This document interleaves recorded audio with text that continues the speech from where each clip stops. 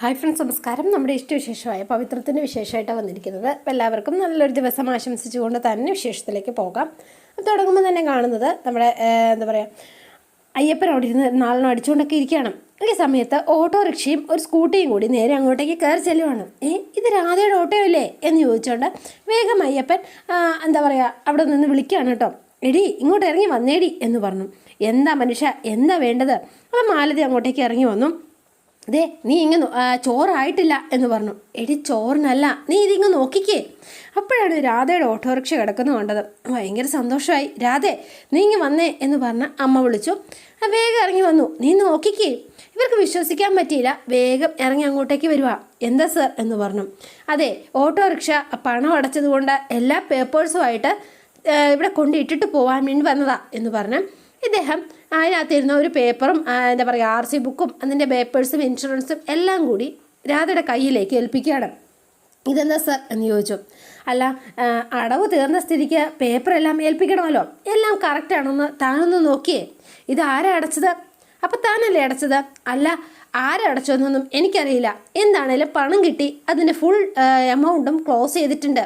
അതുകൊണ്ടാണ് ഞങ്ങൾ ഈ ഓട്ടോറിക്ഷയായിട്ട് ഇങ്ങോട്ടേക്ക് വന്നത്. ആരടച്ചതെന്നൊന്നും അറിയില്ല എന്ന് പറഞ്ഞു. താനിതൊന്ന് നോക്കിയേ, എങ്കിൽ പിന്നെ ഞങ്ങൾക്ക് പോകായിരുന്നു. അപ്പോൾ രാധ ഇതൊക്കെ നോക്കി എല്ലാം ക്ലിയർ ആണെന്ന് പറഞ്ഞു കേട്ടോ.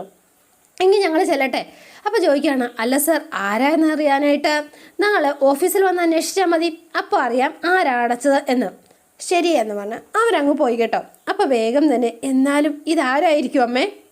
ഇനി വിക്രമോ മറ്റോ? വിക്രമേനെ വിളിച്ചിട്ട് കിട്ടുന്നുണ്ടായിരുന്നില്ല. ഫോൺ സ്വിച്ച് ഓഫ് ആയിരുന്നു. അതുകൊണ്ട് ആയിരിക്കാൻ വഴിയില്ല. ആരാണെങ്കിൽ എന്താ, നിനക്ക് നിൻ്റെ ഓട്ടോറിക്ഷ കിട്ടിയല്ലോ. അത് മാത്രമല്ല, നാളെ ചെന്ന് അന്വേഷിച്ചാൽ ആരടച്ചതെന്ന് കൃത്യമായിട്ട് അറിയാനും സാധിക്കും. നീ ഇനി മനസമാധാനത്തോടെ ഒന്ന് കിടന്ന് ഉറങ്ങൻ്റെ പെണ്ണെ എന്ന് പറഞ്ഞ് മാലതി അകത്തേക്ക് കയറിപ്പോയി കേട്ടോ. അപ്പോൾ രാധയ്ക്ക് ഭയങ്കര സന്തോഷമായി. രാധയുടെ ഓട്ടോറിക്ഷ തിരിച്ചു കിട്ടിയല്ലോ എന്നോർത്തിട്ട് പിന്നെ കാണുന്നത് നമ്മുടെ വിക്രത്തിനെയും വേദനയാണ്. അപ്പം വിക്രം വലിയ ഡിമാൻഡൊക്കെ കളിച്ച് വേദയോട് വലിയ വാശിയൊക്കെ പിടിച്ച് ആൾ കയറി കിടന്നു. പക്ഷെ വിശന്നിട്ട് ഒരു രക്ഷയില്ല. എൻ്റെ അമ്മോ, വിശന്നിട്ട് ഉറക്കം വരുന്നില്ലല്ലോ.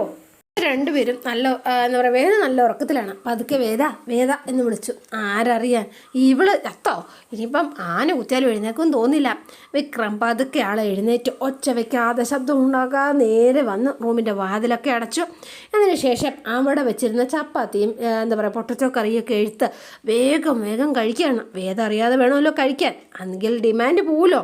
അപ്പോൾ ആൾ വേഗം കഴിച്ചുകൊണ്ടിരിക്കുന്ന സമയത്ത് വേദ പുറകിൽ നിന്ന് വന്നിട്ട്, അതെ, ഉണക്ക ചപ്പാത്തി കഴിക്കുമ്പോൾ കുറച്ച് വെള്ളം കുടിക്കുന്നത് നല്ലതാണ്. അല്ലെങ്കിൽ ചിലപ്പോൾ തൊണ്ടയെ കുടുങ്ങി ആളങ്ങ് തീർന്നു പോകും. അത്രയേ ഉള്ളൂ. അപ്പം ആകെ ചമ്മലായി നാണം കെട്ടിങ്ങനെ നിൽക്കുകയാണ്. ഇങ്ങനെയുണ്ട് എൻ്റെ ചപ്പാത്തിയും കുറുമക്കറിയും എന്നിങ്ങനെ ചോദിച്ചപ്പോൾ, അല്ല, വിശപ്പ് വരുമ്പോൾ എല്ലാ വാശിയും പോകുമെന്ന് പറയുന്നത് ഇതാ അല്ലേ വിക്രമ? എത്ര തവണ ചോദിച്ചു ഞാൻ വേണോ വേണോന്ന്. അപ്പോഴൊക്കേക്ക് കഴിച്ചിരുന്നെങ്കിൽ ഇപ്പം ഇങ്ങനെ പട്ടിണിക്കിരിക്കേണ്ട വല്ല കാര്യം ഉണ്ടായിരുന്നോ? അതിന് ഉച്ചയ്ക്ക് നീ കൺസേൺ ഉണ്ടായിരുന്നെങ്കിൽ ഉച്ചയ്ക്ക് നീ വേസ്റ്റിൽ കൊണ്ടിടുമായിരുന്നോ? അയ്യോടാ, അപ്പോൾ വേണമായിരുന്നോ? വേണ്ടാന്ന് പറഞ്ഞത് വെറുതെ ആയിരുന്നോ? അയ്യോടാ പാവം. ഒരു സംശയം തോന്നിയിട്ടാ ചപ്പാത്തി കൂടുതൽ ഉണ്ടാക്കി വെച്ചത്. Thanks, welcome. എന്നാലേ മോനൊരു കാര്യം ചെയ്യാം, ഇനി ഈ പാത്രം കൂടി കഴുകി വെച്ചിട്ട് മോൻ കിടന്നുറങ്ങിക്കോ. അപ്പോൾ ഗുഡ് നൈറ്റ് എന്ന് പറഞ്ഞ് വേദ പോയി കിടന്നു കേട്ടോ. അപ്പോൾ അതേ വിക്രം നേരെ ചെന്നു. എന്നിട്ട് പാത്രമൊക്കെ കഴുകുകയാണ്. കഴുകിക്കൊണ്ടിരിക്കുന്നതിനിടയ്ക്ക് ആൾ ഭയങ്കര റൊമാൻറ്റിക്കായിട്ട് നമ്മുടെ വേദിയായിട്ടുള്ള നിമിഷങ്ങൾ ഭയങ്കരമായിട്ട് എൻജോയ് ചെയ്യുന്നുണ്ട് കേട്ടോ വിക്രം. ആ ഒരു കാര്യമൊക്കെ ഓർത്ത് ഭയങ്കര സന്തോഷത്തിലാണ് ആൾ നിൽക്കുന്നത്. വേദയുടെ ഒരു കുറുമ്പ്, അതിനുശേഷമുള്ള വേദയുടെ ഒരു പെർഫോമൻസും ഒക്കെ വിക്രം ഭയങ്കരമായിട്ട് ആസ്വദിച്ച് തുടങ്ങിയിരിക്കുകയാണ്. ആദ്യം ദേഷ്യപ്പെടുമെങ്കിലും വേദയെ എവിടെയൊക്കെയോ വിക്രം ഇഷ്ടപ്പെടാൻ തുടങ്ങിയിരിക്കുന്നു. ഭയങ്കരമായിട്ട് മനസ്സിൻ്റെ ഉള്ളിൽ എവിടെയോ വേദ കയറിപ്പറ്റിയതുപോലെയായി വിക്രത്തിൻ്റെ മനസ്സിൽ കേട്ടോ. ആൾ ഭയങ്കര സന്തോഷത്തിലാണ്. അപ്പോൾ വേദയാണെങ്കിലോ ആൾ ഭയങ്കര സ്വപ്നവും. അപ്പോൾ വേദയും വിക്രവും മാത്രമുള്ള ഒരു രാത്രിയും അതിനുശേഷമുള്ള അവരുടെ ആ ഒരു ദിവസവും ഒക്കെ ആയിട്ട് വേദ ഭയങ്കര എക്സൈറ്റ്മെൻ്റായിട്ട് രണ്ടുപേരോട് നിൽക്കുന്നതാണ് വേദയുടെ സ്വപ്നത്തിൽ. അപ്പം രാവിലെ എഴുന്നേറ്റ് വേദ നോക്കുമ്പോൾ വിക്രത്തിനെ കാണുന്നില്ല, അടുത്ത് കിടന്നതായിരുന്നു. അപ്പോൾ നോക്കിയപ്പം ആളതേ ഹോളിൽ പായൊക്കെ വിരിച്ച് അവിടെ കിടക്കുകയാണ്. ഹലോ, നേരെ ഒരുപാടായി, എഴുന്നേറ്റ് എന്നൊക്കെ പറഞ്ഞ് വിളിച്ചു കേട്ടോ. അപ്പോൾ കുറച്ചു നേരം കഴിഞ്ഞ്, എൻ്റെ പൊന്നോ, നിനക്ക് അവിടെ എങ്ങാനും കിടന്നാൽ പോരായിരുന്നോ കുരിശേ എന്ന് ചോദിച്ചു. അല്ലാതെ അതെ വിക്രക്കൂടിൻ്റെ കൂടെ കിടക്കാനുള്ള ആ ഒരു എക്സൈറ്റ്മെൻറ്റിൽ വന്നതൊന്നും അല്ല ഞാൻ. പിന്നെ നേരെ എത്രയായിന്നറിയോ? പല്ല് തേച്ച് വന്നാൽ ഒരു കാപ്പി വേണമെങ്കിൽ ഇട്ട് തരാമെന്ന് പറയാൻ വേണ്ടി വന്നതാ. എന്തായാലും അച്ചമ്മ ഇട്ട പേര് കൊള്ളാം, താന്നി വെട്ടു പോത്തിൻ്റെ സ്വഭാവം. എന്നാലേ നന്നായി ഉറങ്ങിയോ? നിന്റെ ശല്യം ഇല്ലാതിരുന്നത് കൊണ്ട് നന്നായി ഉറങ്ങി. അതെയോ? എന്നാൽ ഞാൻ ഉറങ്ങിയില്ല. അത് പിന്നെ യക്ഷിക്കും പിശാചിനും രാത്രി ഉറക്കമില്ലല്ലോ, അതുകൊണ്ടല്ല. തൊട്ടപ്പുറത്തുള്ള മുറിയിലൊരു വൃത്തികെട്ടവൻ ഉറങ്ങാതെ കിടക്കുന്നുണ്ടല്ലോ എന്നുള്ള പേടി കൊണ്ടാ ഞാൻ ഉറങ്ങാതെ കിടന്നത്. അയ്യടാ പോ, പിന്നെ വന്നിരിക്കുന്നു, എന്നാൽ ഞാൻ കാപ്പി ഇട്ടേക്കാം എന്ന് പറഞ്ഞ വേദ അങ്ങോട്ടേക്ക് പോയി. പിന്നെ കാണുന്നത് നമ്മളെ രാധേനെയാണ്. അപ്പം രാധ ജീനയുടെ അടുത്തേക്ക് ഓടി വരികയാണ് ഭയങ്കര സന്തോഷത്തിൽ. ഓടി വന്ന് ജീനയെ കെട്ടിപ്പിടിക്കുകയാണ് കേട്ടോ. എന്നിട്ട് അതെ ശരിക്കും ഭയങ്കര സന്തോഷത്തിൽ, എനിക്ക് എത്ര സന്തോഷമെന്ന് എനിക്ക് പറയാൻ പറ്റില്ല. കൈവിട്ടു പോയി എന്ന് ഞാൻ കരുതിയതാ, എന്നാലും നീ എനിക്ക് വേണ്ടിയിട്ടല്ല, നീ അല്ലാതെ മറ്റാരും എനിക്ക് വേണ്ടിയിട്ട് ഇങ്ങനെയൊന്നും ചെയ്യില്ല എന്ന് എനിക്കറിയാം. എന്നാലും നീ എങ്ങനെ നിനക്ക് ഇത്രയും കാശുണ്ടാക്കി? എൻ്റെ കയ്യിൽ എവിടുന്നാടി ഇത്രയും കാശ്? എവിടുന്നാ നീ ഇത് സംഘടിപ്പിച്ചേന്ന് പറ. ഞാനാണ് ഇറങ്ങിപ്പുറപ്പെട്ടു എന്ന് പറയുന്നത് ശരിയാ, പക്ഷേ ഓട്ടോയുടെ മുഴുവൻ മുടക്കം തീർത്തത് ഞാനല്ല. അതിന് നീ നന്ദി പറയേണ്ടത് വേറൊരാളോടാ. ആരോടാ നീ പണം വാങ്ങിയത്? പണം വാങ്ങാനല്ല ഞാൻ പോയത്, മറിച്ച് വേദേച്ചിയെ വിവാഹം കഴിക്കാനിരുന്ന ആളില്ലേ, ആ വക്കീല്, ആ ദർശൻ സാറും, അദ്ദേഹത്തിൻ്റെ ഇവരുടെ കേസ് മുഴുവൻ നടത്തുന്നത് പുള്ളിക്കാരനാണെന്ന് ഞാൻ അറിഞ്ഞു. അവരോട് പറഞ്ഞു നോക്കിയാൽ ഓട്ടോറിക്ഷ തിരിച്ചു കിട്ടുമെന്ന് ഞാൻ വിചാരിച്ചു. എന്നിട്ട് നീ ആ വക്കീലിനെ കണ്ടോ? കണ്ടു.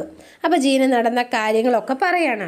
അവളൊരു പാവോ സാർ, അവളെല്ലാം കൃത്യമായി അടച്ചുകൊണ്ടിരുന്നതാ. പിന്നെ എന്തു പറ്റി എന്ന് ദർശൻ ഇങ്ങനെ ചോദിക്കുമ്പോൾ അതെ വിക്രമേട്ടനെതിരെ ഒരു കള്ളക്കേസ് ഉണ്ടായി, അതിനു വേണ്ടിയിട്ട് വക്കീലിന് കൊടുക്കാൻ വേണ്ടി നല്ല പൈസ ചിലവായി. അപ്പോൾ അവൾ കയ്യിലിരുന്ന പൈസ എടുത്താൽ കൊടുത്തത്. അതോടെ അടവ് മുടങ്ങി. അവൾ ഇനി ഒരിക്കലും മുടങ്ങാതെ അടച്ചോളൂ. അവളുടെ കേസുകൾ ഞാൻ നോക്കുന്നത് ശരി തന്നെയാണ്, ബിസിനസ്സിൽ ഞാൻ ഇടപെടാറില്ല, എന്നാലും ഞാനൊന്ന് ശ്രമിച്ചു നോക്കട്ടെ എന്ന് പറഞ്ഞു. ശരി സർ, വളരെ ഉപകാരം എന്നൊക്കെ പറഞ്ഞ് ജീന അവിടുന്ന് പോകുന്ന കാര്യങ്ങളൊക്കെ നമ്മൾ രാധയോട് ഇങ്ങനെ പറയുകയാണ് കേട്ടോ. അവരെ ഒന്നും അറിയിക്കേണ്ടിയിരുന്നില്ല. ആ ഫിനാൻസുകാരെ സ്വാധീനിക്കാൻ പറ്റിയ ആരാണെന്ന് ഞാൻ വിചാരിച്ചുള്ളൂ. ദർശൻ സാറിൻ്റെ പേര് ഞാൻ അപ്പോഴാണ് അറിഞ്ഞത്. ആളാവുമ്പോൾ കാര്യങ്ങളൊക്കെ അറിയാവുന്ന ആളല്ലേ, അതുകൊണ്ട്. പക്ഷേ മുഴുവൻ പണവും കൊടുത്ത് ഈ ഓട്ടോറിക്ഷ തിരിച്ചെടുക്കുമെന്ന് ഞാൻ വിചാരിച്ചതേ ഇല്ല കേട്ടോ എന്ന് പറഞ്ഞു. അപ്പോൾ കുറച്ച് നേരം രാധ അവിടെ നിന്നിട്ട് ഞാൻ ഇപ്പോൾ വരാം, നീ എങ്ങോട്ട് പോന്നു? ഞാനിപ്പോൾ വന്നിട്ട് പറയാം എന്ന് പറഞ്ഞ് വേഗം തന്നെ ഓട്ടോറിക്ഷ എടുത്ത് രാധ അങ്ങോട്ടേക്ക് പുറപ്പെടുകയാണ്. പിന്നെ കാണുന്നത് നമ്മുടെ വിക്രത്തിനെയും വേദനയാണ് കേട്ടോ. അപ്പോൾ ആൾ കുളിയൊക്കെ കഴിഞ്ഞ് വന്നു. ചായ എന്ന് പറഞ്ഞു. ചായ ഇരിക്കുന്നിടത്ത് പോയി എടുത്ത് കുടിക്കണം. അപ്പം നോക്കിയപ്പോൾ എവിടെയെങ്കിലും കണ്ടില്ല. ഇരിക്കുന്നിടത്ത് നോക്കണം. അപ്പം നോക്കിയപ്പോൾ അവിടെ ഇരിപ്പുണ്ട്. എടുത്ത് കുടിച്ച് നോക്കിയിട്ട് ഇത് മൊത്തം തണുത്ത് പോയി, ഇതെങ്ങനെ ഞാൻ കുടിക്കാം? മുഖം കഴുകാൻ പോയ ആൾ കുളിയും തേവാരവും കഴിഞ്ഞ് മണിക്കൂർ 1 കഴിഞ്ഞ് പുറത്തിറങ്ങുമെന്ന് ഞാൻ അറിഞ്ഞില്ല. എനിക്ക് വേണ്ട, ആ സിങ്കിൽ ഒഴിച്ചു കളഞ്ഞ് ഗ്ലാസ് കഴുകി വെക്ക്. നീ ഒരുപാട് വൃത്തി പഠിപ്പിക്കാൻ ശ്രമിച്ചിട്ട് എന്ത് കാര്യം? ഈ പാത്രങ്ങളെല്ലാം ഉണ്ടല്ലോ ഇന്നലെ കഴുകി വെക്കേണ്ടതായിരുന്നു. തോന്നിയോ? അല്ല, അത് പിന്നെ ഞാൻ കഴിച്ചതല്ല. അല്ല, പക്ഷേ ഈ പറയുന്ന നാളൻ ഉപ്പുമാവ് ഉണ്ടാക്കിയതാ. അടിയിൽ ഉണങ്ങിപ്പിടിച്ചത് മുഴുവനെ വൃത്തിയാക്കാൻ എത്ര സമയം എടുത്തു എന്നറിയോ? നന്നായി പോയി. കഷ്ടം തന്നെ. വെറുതെ കുളിയും കഴിഞ്ഞ് പാൻസും ഷർട്ടും ഇട്ട് പൗഡറും പൂശി നടന്നാൽ പോരാ. ഇത്തരം കാര്യങ്ങൾ കൂടി കുറച്ച് വൃത്തി വേണം, മനസ്സിലായോ? വെറുതെ കുപ്പത്തൊട്ടി കിടക്കുന്നതല്ലേ. വെറുതെ അല്ലടി, നിന്റെ നാവ് കാരണമാണ് നിൻ്റെ അടുത്ത് ഒരു പട്ടി പോലും വാലാട്ടി വരാത്തത്. അയ്യോ, അത് നിങ്ങൾ പറഞ്ഞത് ശരിയാ. അല്ലെങ്കിൽ പണ്ടേ നിങ്ങൾ എൻ്റെ അടുത്ത് വാലാട്ടി വരേണ്ടതായിരുന്നില്ലേ എന്ന് ചോദിക്കണം. എന്താ എന്ന് ചോദിച്ചു.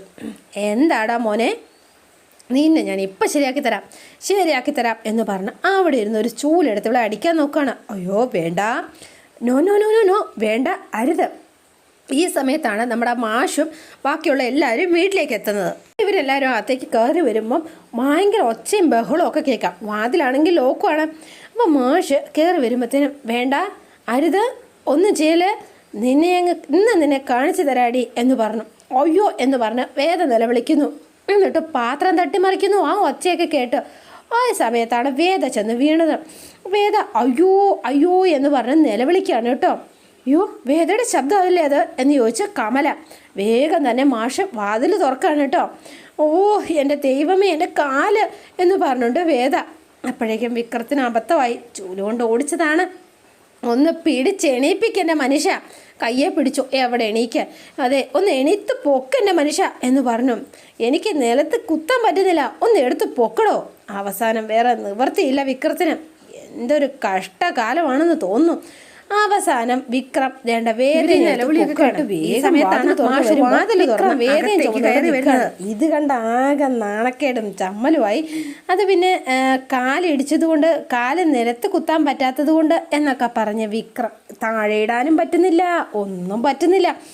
അപ്പോഴേക്കും വിശ്വത്തിനൊക്കെ ചിരി വന്നിട്ട് പാടില്ല കേട്ടോ. അപ്പോൾ മാഷ് ഒന്നും മിണ്ടാതെ, അതെ യോ താഴെ ഇടല്ലേ, താഴെ വെക്കല്ലേ, കാല് നിലത്ത് കുത്താൻ പറ്റില്ല എന്ന് പറഞ്ഞ വേദി. മാഷ് ഒന്നും മിണ്ടാതെ നേരെ അകത്തേക്ക് കയറിപ്പോയി. അതെ അമ്മേ, പറ്റിയല്ലാത്തത് കൊണ്ട് അമ്മേ എന്ന് പറഞ്ഞു. അപ്പോൾ കമല കയറി വരികയാണ്. ഓടിയപ്പോൾ കാലൊളുക്കി നിലത്ത് വീണു, അതാ ഞാനിങ്ങനെ എടുത്തത്. എന്നാൽ പിന്നെ കൊണ്ടുപോയി മുറി കിടത്താം, ഇങ്ങനെ എല്ലാവരുടെ മുൻപിൽ നാണം കെട്ട് നിൽക്കാതെ ചെല്ലാൻ നോക്ക് എന്ന് പറഞ്ഞു കമല. എന്നിട്ട് അകത്തേക്ക് പോവാണ്. അപ്പോൾ വിശ്വൻ, എടാ എന്താടാ വിശ്വേട്ടോ എന്ന് പറഞ്ഞ വിശ്വേട്ടൻ ഒരാക്കി വട്ടി പറഞ്ഞിട്ട് അങ്ങ് പോയി. അപ്പോൾ വിനായകൻ അങ്ങോട്ടേക്ക് വന്നിട്ട്, വാതിൽ മനഃപൂർവ്വം തന്നെ നീ ആരും ശല്യപ്പെടുത്താതിരിക്കാൻ വേണ്ടിയിട്ടല്ലേ പുറത്തുനിന്ന് പൂട്ടിയിട്ട് നീ അകത്ത് കയറിയത്, കൊച്ചു കള്ള, എൻജോയ് എൻജോയ് എന്ന് പറഞ്ഞ് വിനായകനങ്ങ് പോയി. ശ്രീജോടത്തി സത്യമായിട്ട് നിലത്ത് കുത്താൻ വയ്യ, അമ്മ പറഞ്ഞ പോലെ കൊണ്ട കിടത്ത് വിക്രം എന്ന് പറഞ്ഞ് ശ്രീജേടത്തിയും അങ്ങോട്ടേക്ക് പോയി. അപ്പം നന്ദിനി അവിടെ നിൽക്കുക. എൻ്റെ കാലുൾക്ക് നാടകമൊക്കെ എനിക്ക് മനസ്സിലാവുന്നുണ്ടടി. അപ്പോൾ ഞങ്ങളുള്ളപ്പോൾ കീരിയും പാമ്പും, അല്ലാത്തപ്പോൾ ഒടുക്കത്തെ റൊമാൻസും അല്ലേ? അതെ, ഞങ്ങൾ ഇന്നലെ നിങ്ങൾ പോയപ്പോൾ മുതൽ റൊമാൻറ്റിക് ആയിരുന്നു. പാണ്ടിപ്പടയിൽ പ്രകാശ് രാജ് കാണുമ്പോൾ എന്താ പറയുക, റൊമാൻറ്റിക് വരുന്നെന്ന് പറയുന്നില്ലേ, അതുപോലെ അല്ലേ വിക്രം? വിക്രത്തിന് എന്നെ കാണുമ്പോൾ അങ്ങ് റൊമാൻറ്റിക് വരുമായിട്ടെത്തി. അയ്യേ എന്ന് പറഞ്ഞിട്ട് എന്ന് പറഞ്ഞ് നന്ദിനി ഒരാട്ടം ആട്ടി അങ്ങ് പോയി. അപ്പോൾ വിക്രം പിടിച്ചോണ്ട് നിൽക്കുകയാണ്. ഡി നിന്നെ ഞാൻ, അയ്യോ ഇടാനാണെങ്കിലേ ഇവിടെ ഇടല്ലേ, എന്നെ ആ റൂമിൽ കൊണ്ട് ഒന്നും ഇവിടെ ഇടുക പ്ലീസ്, എനിക്ക് കാല് ശരിക്കും നിലത്ത് കുത്തത്തില്ല. അവസാനം വിക്രം ചുമന്നുകൊണ്ട് റൂമിൽ ചെന്ന് അവിടെ കൊണ്ടുപോയി നിലത്തിട്ടു. ഒന്ന് മിണ്ടാതിരിടി എന്ന് പറഞ്ഞു.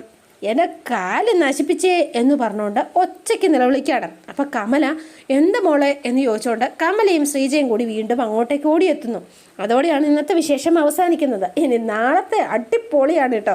നമ്മുടെ അടിയും പിടിയും ഒക്കെ ആയിട്ട് നല്ല അടിപൊളി വിശേഷം തന്നെയാണ് വരാനിരിക്കുന്നത്. അപ്പം എല്ലാവരും വെയിറ്റ് ചെയ്യുക. ഇഷ്ടപ്പെട്ടുവെങ്കിൽ ലൈക്ക് ചെയ്യാനും ഷെയർ ചെയ്യാനും മറക്കല്ലേ. തൊട്ടടുത്ത ബെൽ ബട്ടൺ കൂടെ ഒന്ന് ഞെക്കുകയാണെങ്കിൽ ഞാൻ ഇടുമ്പോൾ തന്നെ നോട്ടിഫിക്കേഷൻ ലഭിക്കുന്നതായിരിക്കും. പുതുപുത്തൻ വിശേഷമായിട്ട് എത്താം. Bye and see you again.